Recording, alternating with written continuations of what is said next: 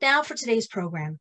Aaron David Miller is a senior fellow at the Carnegie Endowment for International Peace and a former State Department Middle East analyst and negotiator in Republican and Democratic administrations. He is a CNN global affairs analyst and the author, most recently, of End of Greatness: Why America Can't Have and Doesn't Want Another Great President. Joining Aaron today is Nathan Guttman. Nathan is a Moment Institute Fellow and writes Moments Jewish Politics and Power. He is the U.S. correspondent for Israeli Public Broadcasting Corporation and has served as Washington bureau chief for the Forward, Haaretz, and the Jerusalem Post. His award-winning reporting has included coverage of the highs and lows of the Middle East peace process and the role of Jewish interest in U.S. politics. Nathan has provided commentary on Israeli politics, the Middle East, and the Jewish community on CNN, MSNBC, BBC, NPR, and the U.S. and international outlets.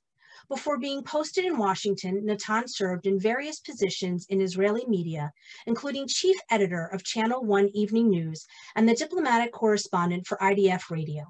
Please welcome Aaron David Miller, and Nathan Guttman. So much. Thanks for this kind introduction. And I feel it's a great pleasure getting the opportunity to speak to Aaron, because he's not only one of the greatest experts on Middle East and American policy, but also has the ability to think outside the box and give us some fresh ideas about this conflict that sometimes it seems that everything has already been said and written and spoken about it. I would like to try to focus this conversation on different actors in this Gaza conflict, trying not to go back, but hopefully going forward to see what we have left after this 11-day conflict and where we move on from here. And I think that maybe the most important part of it is the American role and what it plays, how it will play out in coming days. And I would like just to read something that you wrote in an article that you published with Dan Kurtzer while this fighting was going on. You write that the administration might try to continue to ignore what's going on and continue to pivot away from the region that began almost 2 decades ago. But that pivot is bound to fail. Consider how often the U.S. has been drawn into these flare-ups and how often that has upset America's agenda. So basically, Aaron, is Joe Biden just learning this the tough way now? First of all, Nathan, it's an honor to be with you, and I want to thank Moment for inviting me. I think it's an extraordinary organization and magazine. They do so much good. And now in the center, frankly, is being eroded from both ends. I think clear-headed, practical thinking is really very important. Look, governing is about choosing. FDR reportedly said about Abe Lincoln that Lincoln died a sad man. Our greatest president died a sad man because Lincoln couldn't have everything. And yet in 7 years, Lincoln accomplished more than any president ever before, with the exception possibly of George Washington, and our undeniably greatest president. So you can't do everything. And I'm saying this not as a thought experiment, but to tether the issue to the reality that if Joe Biden were honest in public with you, he would say, look, there is no single issue out there, foreign policy issue, or combination of issues that are more damaging or threatening to my presidency and the future of this republic than the 3 or 4 interlocked crises that we face at home. And I will be a smart foreign policy president abroad. I'm interested in restoring, to the extent possible, American leadership, but I aspire to be a transformational president at home. And I think that judgment, if I'm correct, and 5 months suggests that I am correct. If you look at Tony Blinken's February speech at the Department of State, he identifies 8 priorities. Only 2 of them. I worked for half a dozen secretaries of state. That was an extraordinary speech. Of those 8 priorities, only 2, China and restoring relations with the allies were identified, were mentioned. The rest, innovation in artificial intelligence and quantum computing, the economy, immigration, climate, polarization. These are the challenges that influence and affect the 330 million humans in this country. Biden understands this. Now, he's been drawn into this. I tweeted out or wrote the other day that the Middle East is like I love the Eagles. Hotel California, you can check out anytime you want, but you can never leave. And I think that's, in essence, what happens. The Middle East is not unimportant. I would never argue that it was. It is important, but I would argue it's not nearly as important as it used to be when there was still hope for Iraq and Afghanistan, when the United States was dependent on Arab hydrocarbons, when we didn't have to confront a rising China, and when we didn't have a country where Americans are basically still debating what reality means, with millions arguing January 6th was one way and millions arguing it was another. So I think that they've been drawn back in. You cannot, if you're a Secretary of State, go and not open the box. But I would argue that Biden is looking for what I call the Goldilocks approach, not too hot and not too cold. And I don't think he has the bandwidth, either does Tony Blinken, to basically launch a comprehensive effort to deal with the underlying problems that drive the Israel-Hamas confrontation or the broader conflict between Israel and Palestinians. So what is this spectrum of possibilities that Biden actually has? So on the one hand, he's not going to issue, as you say, a Biden peace plan to join the shelf with every other peace plan named after every other previous president. But we can see that he can't ignore what's going on. He gets drawn in. What are the options that he has? So far, we've seen Secretary Blinken go out to the region, offer some minimal adjustments. What are the options? Well, I think there are three interconnected sorts of arenas. And I would just offer an observation. This is not a traditional mediation session or enterprise. We do not have the two major protagonists in this struggle over the last 2 weeks, since last Monday, are not Israel and Abbas or Israel and the broader Palestinian problem. It's Israel and Hamas. We only have the capacity to directly bring influence on one of them. So our capacity to innovate and to take advantage of direct negotiations, to offer incentives and disincentives to both parties, pain and gain to both parties, is very limited. So we are working through a variety of others, including the Israelis, because they are one of the major, and they do control much of what happens, even though they've withdrawn from Gaza. We're working with and through the Egyptians, Qataris, to some degree the Emiratis. And it's difficult to, create a peace process with one actor that is, an FTO, a designated foreign terrorist organization, and all of the headaches that brings in terms of domestic politics. So we have a limited capacity. So there are three arenas. One is Israel, Hamas, and Gaza. That involves a whole set of issues involving humanitarian aid, reconstruction, a longer interim agreement between Israel and Hamas, which would be my preference, although it poses some significant problems. Bringing the Palestinian Authority back into Gaza because this is, I think, a red line, without forcing Hamas to give up its high trajectory weapons, which is not going to happen. They fought the battle. They died, along with too many Palestinian civilians. They're not going to give up their influence, having made all these sacrifices. So that's one. Second is, I think, the easiest of the three. And that's dealing with the Palestinian Authority, the much maligned Mahmoud Abbas, serving in his 16th year of a 4-year term. Arguably the best peace process partner Israel will never have. And Biden inherited, as you know, a very bad hand from the Trump administration. I mean, I worked for half a dozen secretaries of state and half a dozen administrations. I never saw an administration that for 4 years created a sugar high for Israel on one hand, and on the other went to figurative political and economic war against the Palestinian Authority on the other. So there's a lot of correctives that need to be done, and Biden's in the process of doing that, right?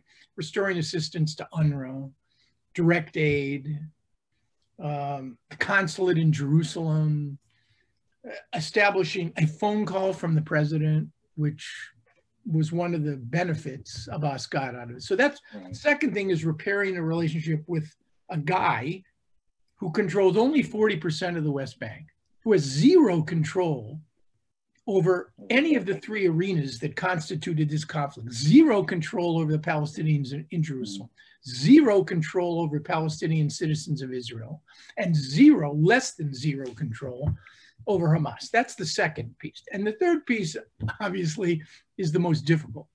And that's dealing with our close ally and friend, the government of Israel, and in this case, Benjamin Netanyahu. And that's, you know, that's tough because, as Dan and I argued, it would be nice to think that the administration might press Mr. Netanyahu, having stood by him in a rather remarkable way. And by the way, the model here is not Barack Obama. The model for Joe Biden, if there's any presidential modeling going on, it's not Barack Obama. It's Bill Clinton. Two long-term pals, Biden and Clinton, who've been working politics for decades, who know that being, quote, good, unquote, on Israel is very important, who have a deep ideological affinity for a Jewish state. And the tendency among Clinton and Biden is to give the Israelis, particularly when it comes to security, the benefit of the doubt. So Gaza is problematic. Working with the Palestinian Authority has limits, and working with and on the Israelis is always fraught.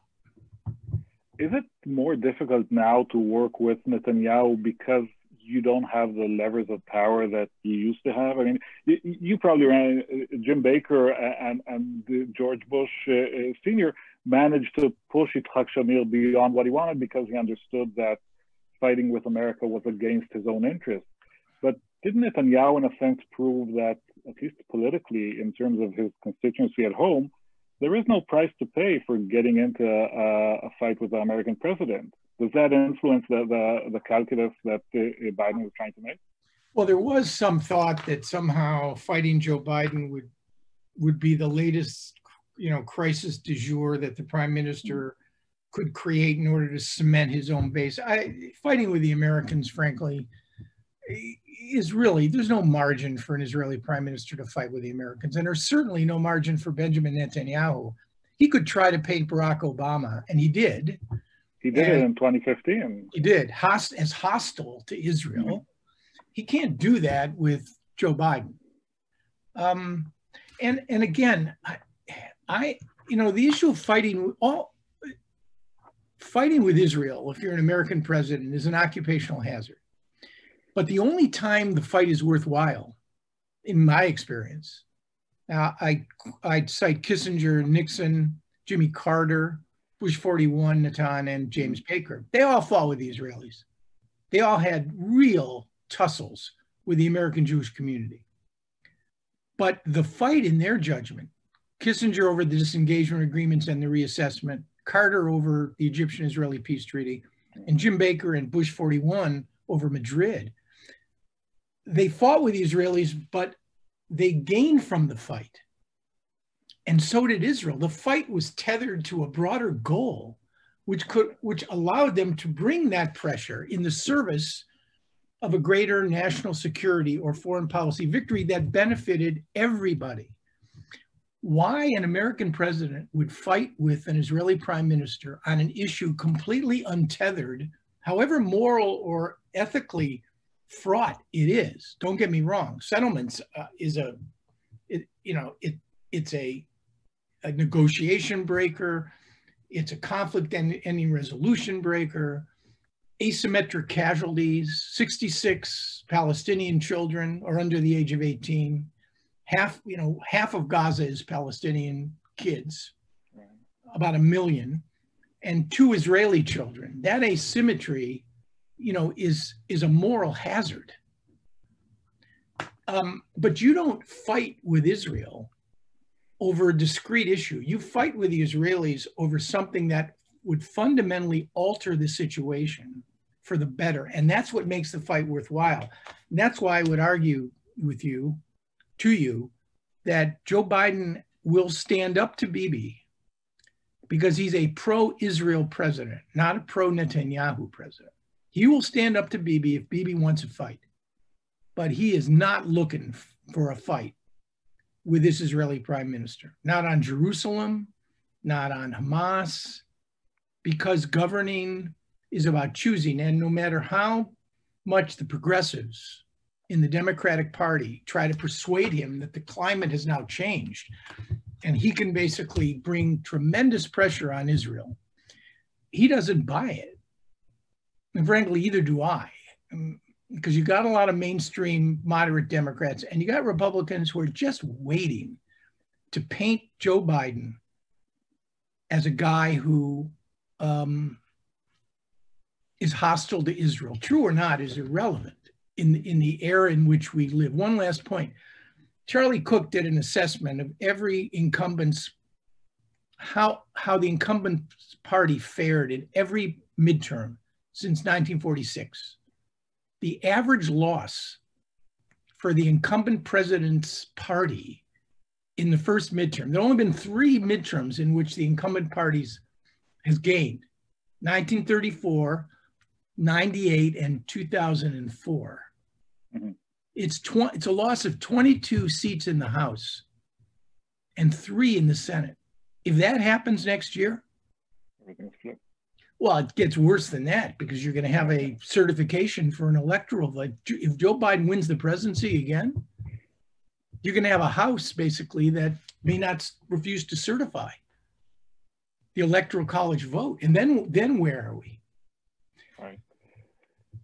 But going back to the point that you made about the progressives in the party, progressives were always part of the Democratic Party, and there was always this marginal, I would say even extremely marginal stream within the party, within elected officials, that was more pro-Palestinian than pro-Israeli. It does seem different this time. It's not only the squad. When you have actual resolutions being presented to block arms sales, talk about holding aid, conditioning aid, and even mainstream Democrats, people like Bob Menendez that kind of sound more critical towards Israel than the president. Is this some new reality or some emerging reality that Biden does have to keep in mind because he has a party to manage also? Yeah, it's a very good point. Something not in my judgment, something not only feels different, but something really is different. And I think it's a combination of a number of factors. It's the emergence of a much more diverse Congress. With diversity comes a variety of different points of view. It's this whole issue of intersectionality. Black Lives Matter somehow bear an organic relationship to the Israeli-Palestinian conflict. I mean, not only am I not entirely persuaded that isn't right, I just think it complicates and confuses an already fraught issue. You've got the Israeli occupation, could be the most benign occupation in human history, but it's 50 plus years old. It has a perverse impact on the occupier and the occupied, both of whom, it's not one hand clapping. We have an Israeli-Palestinian conflict that's going on, not just because of one side. Palestinians bear their fair share of responsibility for the dysfunction. The occupation, the David and Goliath image that Leon Uris sought to lay down in Exodus has been fundamentally reversed. Add to that Donald Trump and Benjamin Netanyahu, who willfully tried to polarize and undermine the concept of bipartisanship. That is the secret sauce, the adhesive that has kept this relationship as resilient as it's been. And then you've got how any situation of crisis and violence is filtered in and interpreted in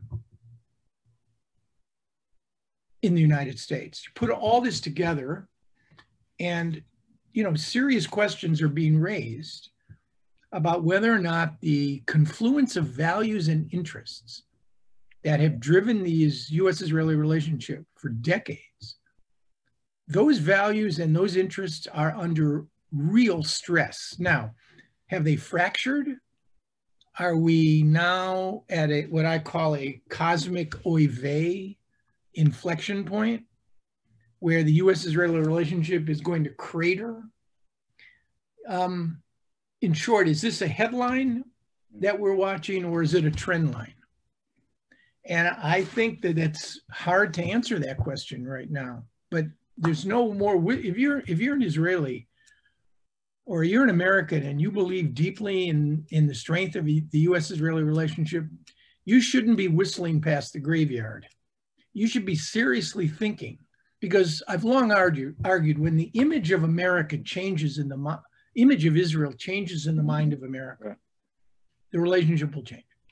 And this image depends on having an active peace process, on supporting two states, in putting an emphasis on humanitarian issues. How does Israel keep the sympathy in America alive? Well, it also hinges on not just the image of, look, Israel's an imperfect democracy. Guess what?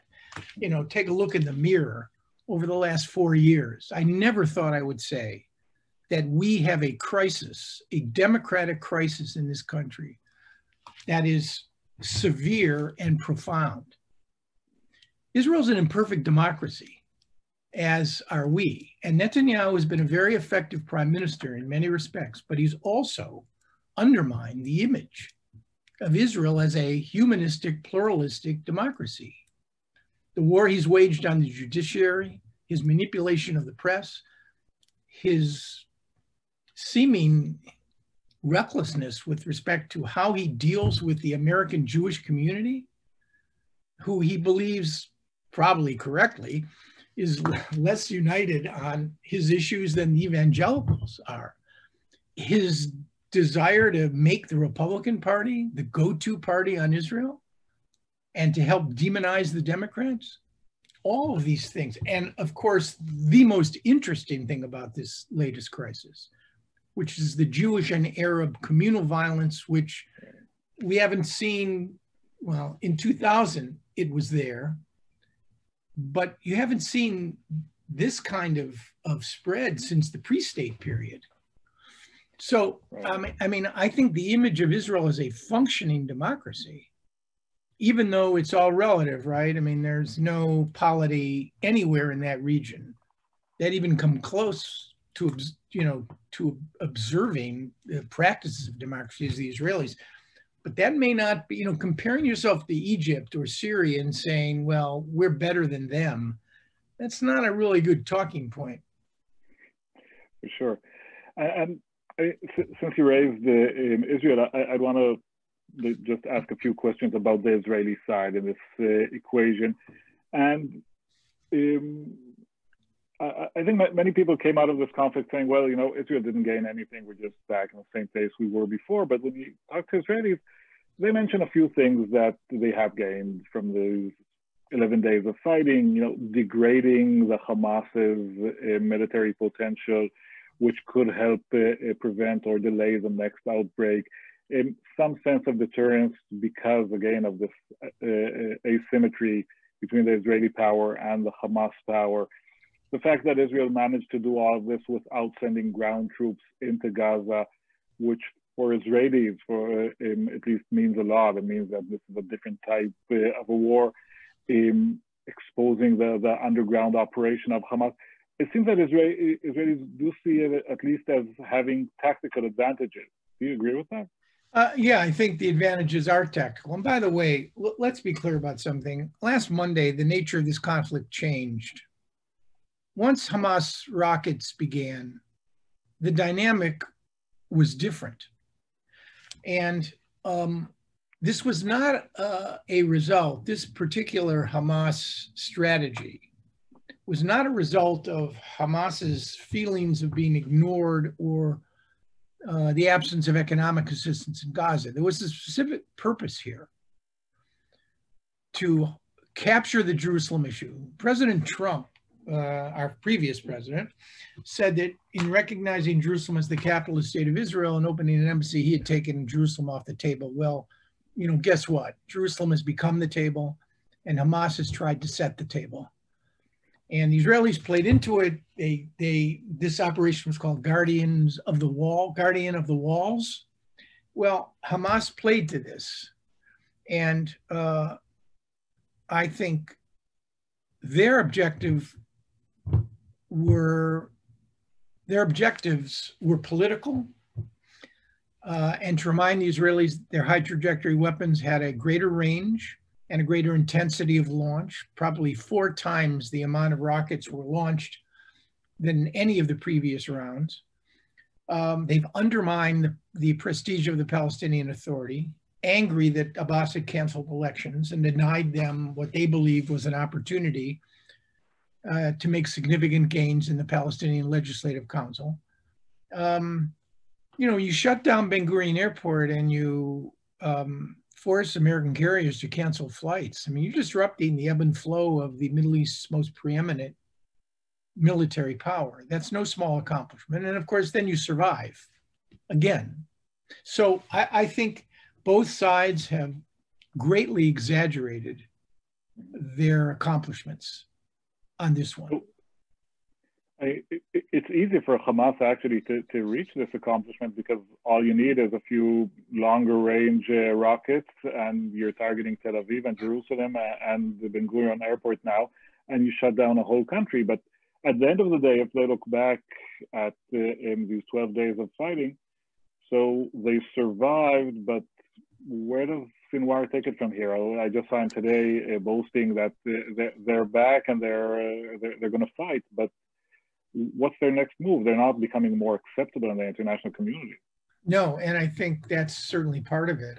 I've always believed that their leverage, however troublesome and however fundamental the break since 2007 when they took over Gaza, has really created a huge challenge for anyone who believes, as I do still, however bleak the prospects are, in that the only real answer here is to separate through negotiations into 2 states. All of the other possibilities are interesting thought experiments, but none of them address the basic problem between Israelis and Palestinians, which is proximity. And I think it was Ben Franklin who said that proximity breeds contempt and children. And the fact is, Palestinians and Israelis are they're the past, the present, and the future. They're living on top of one another. And Hamas's rockets remind those Israelis who forgot about Gaza that the Palestinian problem is still there. I just don't see where, in large part, Hamas's tactics are a key to an empty room because they lack the support of the United States. They lack the backing of the international community. Their governance in Gaza is awful. They become essentially a ward of the Arab world, and the Arabs are fighting. And the Qataris support Hamas, the UAE doesn't. Egyptians have influence, but they also have fears because Hamas is a derivative of the Ikhwan, the Muslim Brotherhood. So I don't think they have a strategy. I think it's a blocking strategy at best. But I also don't think there is a way to create a unified Palestinian government that would truly challenge the Israelis. If you had one gun, one authority, and one negotiating position, you could actually have a Palestinian interlocutor and a serious negotiation with an Israeli government that was willing and able to do so. Right now, Palestinian national movement still looks like Noah's Ark. They're two of everything. And you can't go forward when you have two sets of security services, two constitutions, two sets of patrons, and two visions over what Palestine is and where it's supposed to be. Is there any, and this is a far-fetched idea, but is there any chance of America rethinking its posture towards Hamas, seeing it as it's not going away anywhere, it's not a small terror group that's going to disappear, and in the past, America did so with Fatah or with Taliban. It's true. Views do change. Right. Although I'm thinking my friend Rob Malley is over in Vienna round 5, and that thing is gonna reach a moment probably in the next 2 weeks, to decide whether or not the U.S. is going to re-enter the JCPOA or not. And you look at the talking points on the Hill, it's already Hamas equals terror equals Iran.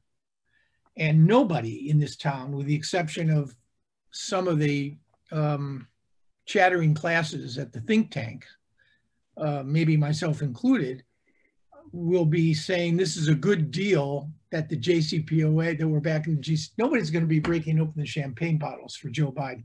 So he has to be very careful on the issue of Hamas and its connection with Iran. So the answer to your question is, the chances that this administration would start talking to them in a formal way, those chances are slim to none. Right. And one more actor I'd like to touch on is the Arab countries. Now, there was this promise, obviously I'm gathering that you're not a big fan of Donald Trump's Middle East policy, but he did offer this kind of new vision, which was supposed to bypass the Palestinian problem and go through the Abraham Accords with UAE and Bahrain and Sudan and Morocco to somehow create a new perception of the Middle East. And to a certain extent, this conflict kind of brought us back exactly to the pre-Trump era, in which UAE doesn't play any significant role, neither do the Saudis, who are on the sidelines. But America is again focusing on Egypt and Qatar and Jordan as their interlocutors in the region. Does this mean that the Abraham Accords don't play into any future Biden Middle East policy? I mean, I don't know. I mean, we talk the Abraham Accords, you're really talking about one country. I mean, the Moroccans have been dealing with the Israelis. Sudan wanted off the terrorism list. That's a fraught and very difficult relationship. Bahrain is interested. They're a wholly owned subsidiary of Saudi Arabia anyway, and they're rightfully afraid of Iran, which the Iranians, I think, in the 60s wanted to essentially annex Bahrain. It's the Emiratis, and I don't see. I think the Abraham Accords are very significant. I think a lot of analysts, including myself, I wrote about this in the Washington Post, missed this. The sort of untethering of the Palestinian issue from certain Arab states who basically wanted things from the United States and were prepared to act on what Sadat acted on, which is the road to Washington lies through Jerusalem. So you want F-35s? The Emiratis will get them in 5 years. You want the U.S. to recognize sovereignty, Moroccan sovereignty over the Western Sahara? You sign up with the Israelis. But I just think that this crisis shows the limitations of that untethering. And by the way, Nathan, if you look at the way the Arab world reacted as early as 2014, to the Israeli-Hamas confrontation, went on for 50 days, killed 2,200 Palestinians, large numbers of civilians, 67 Israeli soldiers and 6 Israeli civilians. The Arab world's silence in 2014 was deafening. the Arab world hardly reacted when Donald Trump declared that Jerusalem was the capital state of Israel or opened an embassy there. And I wouldn't say that the reaction of the Arab world to this 11-day round or 12-day round was anything like it might have been 20 years ago. So I think that there are limitations beyond which the Arab states will not go to sacrifice their interest for the Palestinian cause. They're exhausted from this cause. Half of them can't stand Hamas. And many think that Abbas is simply too feckless and too weak to make decisions. So I think the Abraham Accords have a future, but I think they're very limited. And I think it's going to be a while before any other Arab state signs up for this party. Right. So in a minute, we'll go to questions from people joining us, because I see that we have quite a number already. But just before that, maybe one thing that could kind of wrap this up. In a sense, if I put this all together, it seems that you're somewhat pessimistic about the views, the chances of really reviving a peace process. It doesn't seem in the cards for a Biden administration. We have a Democratic Party that's shifting to other ways. We have an Israeli government that seems entrenched. Hamas is in there to stay. What do you respond to those who say, well, this is a time to actually start thinking about alternative to the two-state solution, a one-state solution, a confederacy?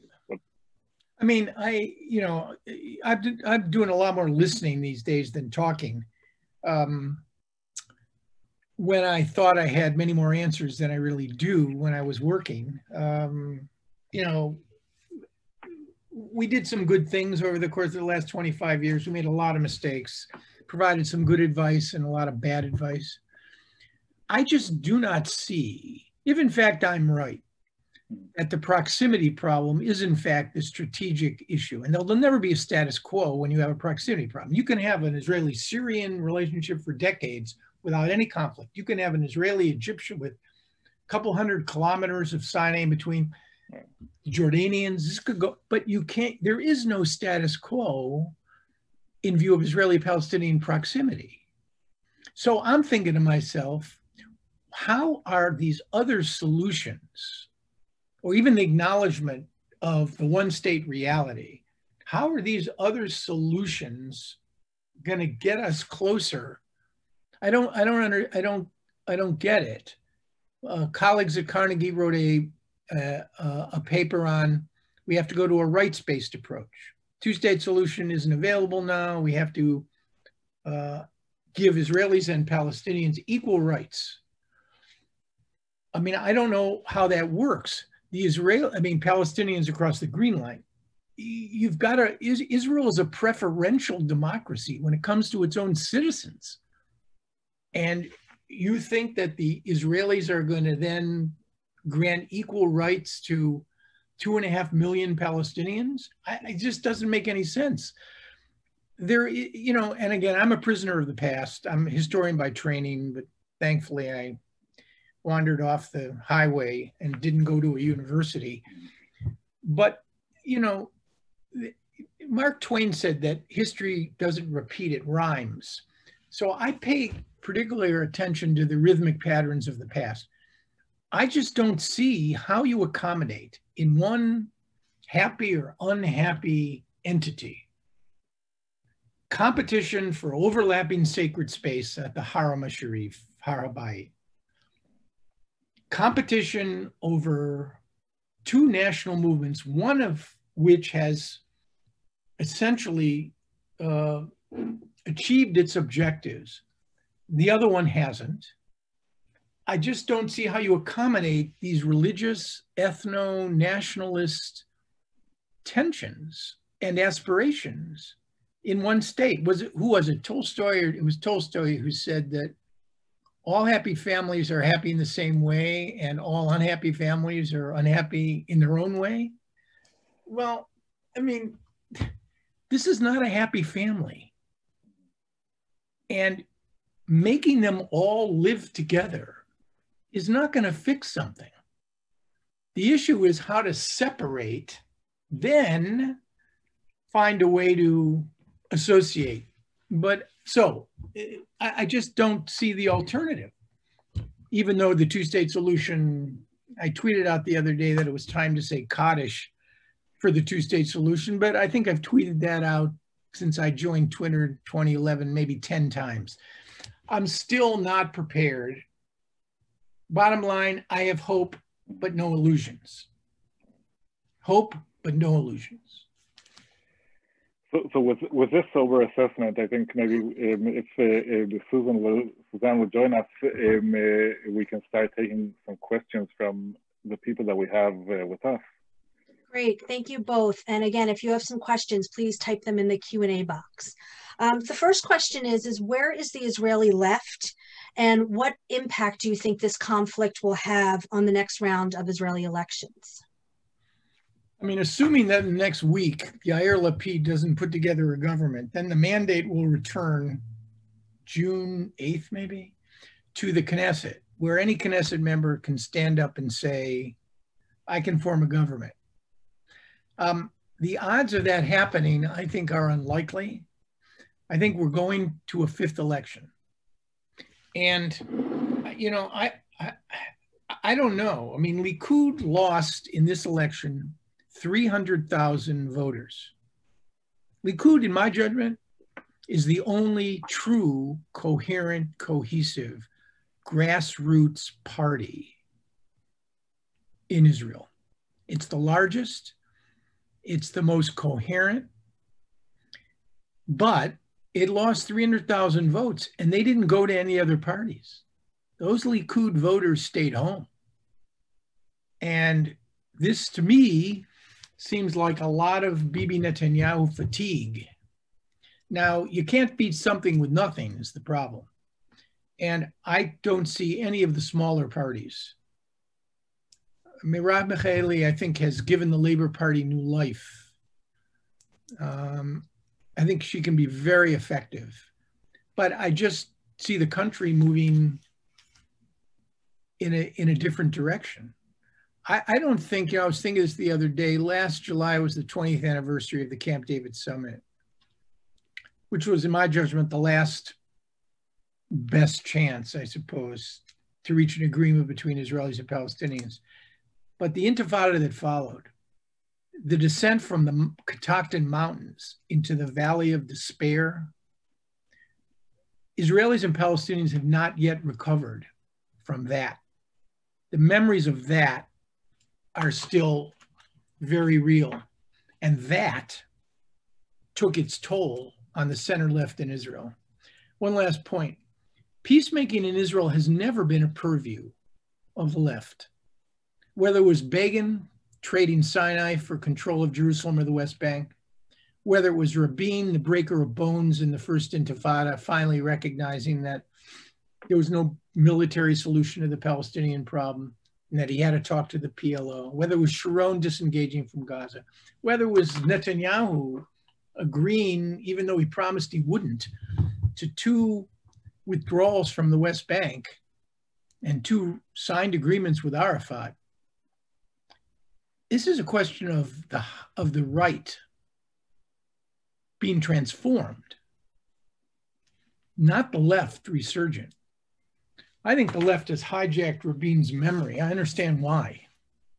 I don't think Rabin would agree with half the things that are now said in his name. I've had conversations with Dalia about this. I loved Rabin, I really did. He was the last authentic Israeli prime minister who literally had a chance. So I just don't see the left. The left has revived to a certain extent, but it's not going to dominate Israeli politics. If I can just add a quick thing, because I also always get this question of where is the Israeli left? And I think, first of all, there needs to be just a recognition of the fact that, you know, electorally the Israeli left, as we knew it, doesn't exist anymore. We have Nitzan Horowitz's Meretz and sort of Merav Michaeli's Labor, and they make up together 11 seats out of 120. And you have then the Arab parties that have a different agenda and for reasons that you can agree with or not, are not part of the political game right now. So there is no left in Israel in the sense of a pro-peace, pro-two-state solution, that Yair Lapid may get dragged into it, Benny Gantz may, but the left is gone. Mm-hmm. Thank you. Will the United States be sending money, you think, to rebuild Gaza? And if not, where will financing come? And also, is there a way to ensure that any aid that goes to Gaza is not diverted to construction of weapons, tunnels, and other projects to fight Israel? Yeah, this is a core question. The United States has already committed, I don't know what it was, through UNRWA. Tony Blinken mentioned a figure, it was $22 million, I'm not sure. The money, you know, they've launched what I call an Operation Tin Cup,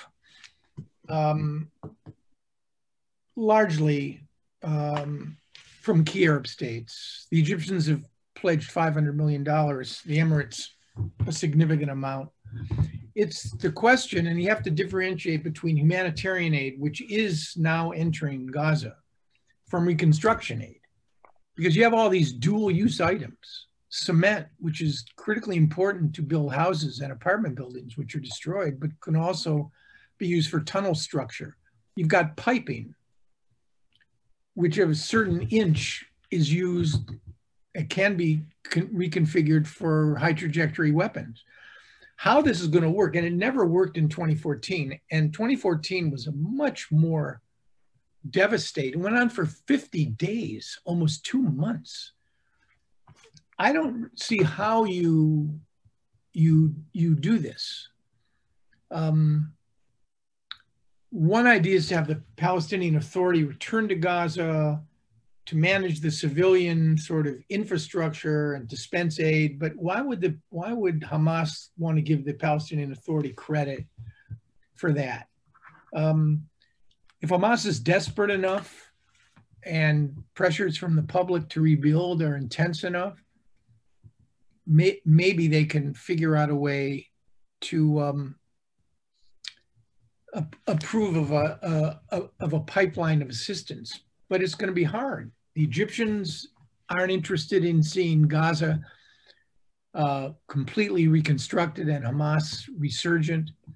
So you have a lot of cross pressures here, and I suspect unless you can figure out a way, and this is why I keep coming back to the interim agreement between Israel and Hamas, you need a long-term ceasefire and a major reconstruction effort with Israel's approval, because the Israelis control the electromagnetic spectrum, they control the airspace, they control the approach by sea, and with the exception of the Egyptian crossing, all of the other crossing points. That to me seemed, but it's been elusive, never been able to get that kind of agreement. So I think that it's going to be very difficult, you know, to do what people have wanted to do for a long time, which is to turn Gaza into Singapore with a real economy and a free flow of people and goods. I don't see how you do that with the Israeli-Hamas confrontation always lurking in the background. And a follow-up to that is someone wanted to know, with the tight blockade of Gaza, how are they able to acquire all of the rockets that were fired into Israel? Well, the IDF seems to believe that with the clampdown when Sisi overthrew Morsi, the short-term Muslim Brotherhood president of Egypt, that the tunnels, which have been used in the past, and the smuggling dried up. So Hamas had to produce its own rockets in its own production facilities. Now, you still need component parts and expertise. So I'm not quite sure how they've acquired 10 to 15,000 high trajectory weapons. Most are Qassams, which have a limited range, but they've also increased their higher trajectory weapons, which are capable of reaching central Israel, and did so in large numbers during 2 or 3 days of the week before the ceasefire. they found a way. And I think the Middle East, you know, smuggling, the porosity of borders, I just think it's doable, and they found a way to do it. But they're mostly manufacturing these rockets in local factories. Just add that it is for most, especially for the Qassams, that these are the rockets that are terrorizing Sderot and Ashkelon. They're low-cost weapons. It doesn't take a huge investment. And the other point we need to keep in mind is also that there is a steady flow of cash for payment of salaries and for assistance that Israel actually lets happen through the Qataris, who basically come with a suitcase with $50 million every several months, and that goes out just for sustaining the population. So there is money coming in, and it's probably enough to keep this operation going. Mm-hmm. Thank you. How do you feel, what do you make of the ongoing protests by Palestinian citizens of Israel and the subsequent Operation Law and Order arrests? Well, this to me is the most intriguing and depressing facet of this whole thing. We've seen conflict over Jerusalem before. We've seen conflicts for 08, 09, 2012, 2014, and now between Israel and Hamas. This violence in mixed Arab towns and cities, its sources of discontent and the way in which it was orchestrated may well be two separate issues. You have an under-policing in the Arab community by Israel's police, crime rates skyrocketing, proliferation of weapons on one hand, and this current crisis shows over-policing by the nature of the arrests on the part of the Israeli police. More fundamental, though, I think, is the way in which Palestinian citizens of Israel, Israeli Arabs, however you define them, they are pulled by three separate sources of identity, and they were all on display here. The first is the Arab Muslim issue, which Jerusalem and the Sheikh Jarrah evictions played to. And I think we underestimate the importance of Haram to this community. Second is the affinity for the struggle of Palestinians across the Green Line. And third is the most intriguing, which is identification of Palestinian citizens of Israel as Israeli citizens. All three of these buttons, in my judgment, these identities were pushed in very negative ways, which I think helped to create the discontent and the anger, which was exploited by criminal gangs, organized mobs, and to a large extent, Israelis who were imported into some of these cities on the right. And I think it's created a real toxic mix. How this is going to play out is unclear, but it's worth pointing out at the same time that you have this explosion of rage, you have a process of integration, which, at least on the political level, which for the first time in the history of the state, had serious negotiations underway between the Ram party of Mansour Abbas and both the right wing and the left. So the fact that you had a Palestinian party willing to participate, I'm assuming it would be supporting the government from the outside, for which there's precedent, rather than joining as a formal part of the coalition, still suggests a certain amount of pragmatism and practicality on the part of political elites in the Arab community that want to gain power in order to distribute benefits for their communities. Now, how these things are going to be reconciled, I don't know. I used the term before that I thought Israel was a preferential democracy, and I'll stick to that term. The nation-state law, the refusal, it's hard for me to imagine how you would have any formulation that would say Israel is a Jewish state and as well as a state for all of its citizens. To me, that's, of course, I'm living in Chevy Chase. What do I know?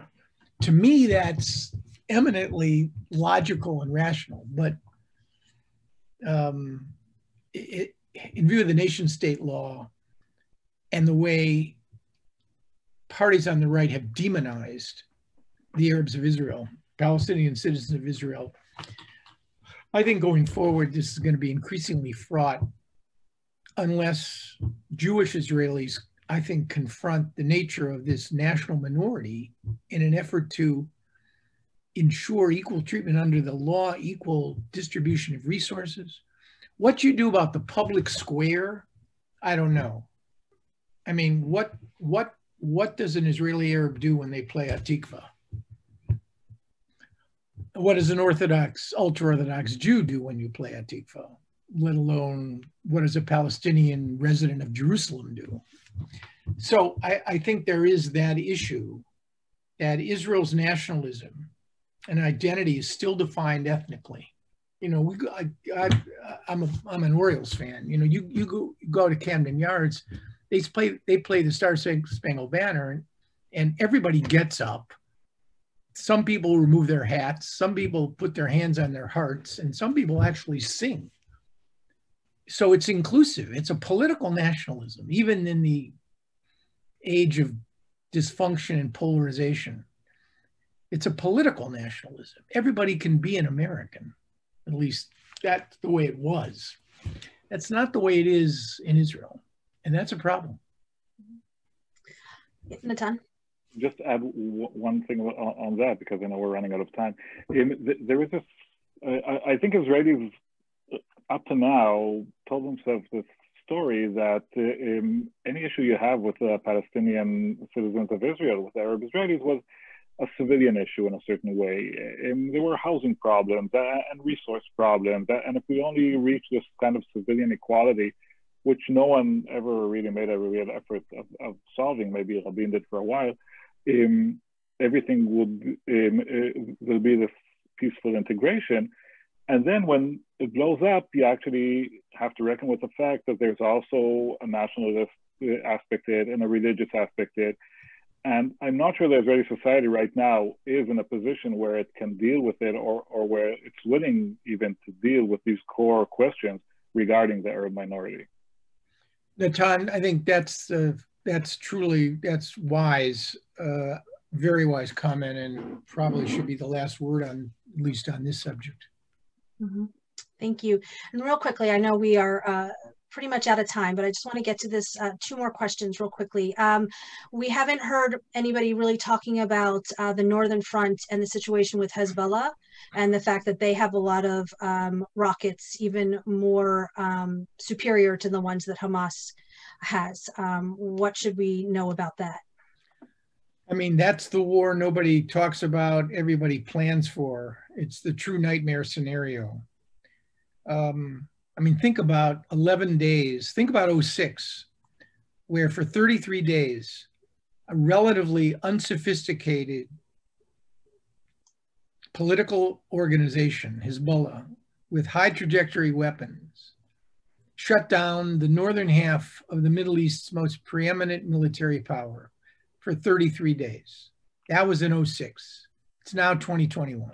By any standard, the inventory of Hezbollah's rockets have increased in lethality, in range, and in precision. I shudder to think, and by the way, that almost mandates the imperative that the Israelis, should a war begin, will have to strike on a series of multi-fronts in a devastating manner, which is going to mean untold destruction in Lebanon, worse than anything we've seen in all of the cross-border wars. All of this is orchestrated and to some degree controlled by Tehran. That weapon, Hezbollah, I would argue, and I don't think, I mean, an accidental war is always a possibility. I think the Iranians and the relationship with Hezbollah is an organic and a very close one. I think Iran has that Hezbollah card and will play it if in fact Israel and Iran get into a major confrontation with one another, and the Israelis or the Americans attack Iranian territory. Now, it could happen for any reasons, for other reasons, I suppose, other than that. But we've avoided it's stunning. We've avoided a Hezbollah-Israeli war for 15 years in a theater in Syria and in Iraq, where the Israelis, in an effort to preempt and deter and erode Iran's position in Iraq and in Syria, have struck repeatedly, and in Lebanon. And yet the red line has not been crossed. I hope we can go another 15 years without that being the case. And to wrap it up, you said earlier that you have hope, but you have no illusion. What is it specifically that gives you the most hope? I mean, I guess, you know, I have two, well, they're not children anymore. I occupy life's filled with uncertainties. I occupy a small space on this planet for a very short period of time. I don't think that I have the moral or ethical right to foreclose or mortgage anybody's future by saying never, which is why I don't look at my analysis as pessimistic. I mean, I would argue it's annoyingly negative to many, many people, but I refuse to embrace the illusions that I had when I was working. None of them held up. Life's funny. It goes off into very varying directions. So I borrow a phrase from Jack Kennedy, the last president who had an emotional impact on me. He described himself once as an idealist without illusion. Okay, that's where I am, and that's where I think America should be on many subjects, but clearly on this one. Never give up the hope and the possibility. But as you go through trying to make that a reality, you got to go through with your eyes wide open, because the costs of not doing that can be prohibitive and result in failure. And we don't need any more failures. Not on the Arab-Israeli, Israeli-Palestinian peace process. Too many in the past. And on that note, Aaron, Nathan, thank you so much for taking the time to share with everybody today. I'm sorry we didn't get to all of the other questions. There were so many good ones. I thank you both. Please remember to visit Moment Magazine's website at momentmag.com, where you can sign up for next week's Zoominar on the current state of anti-Semitism in Germany. And we will see you next time. Thank you again. Bye-bye. Suzanne, thank you. And Nathan, great seeing you. Thank you. Thanks, you too.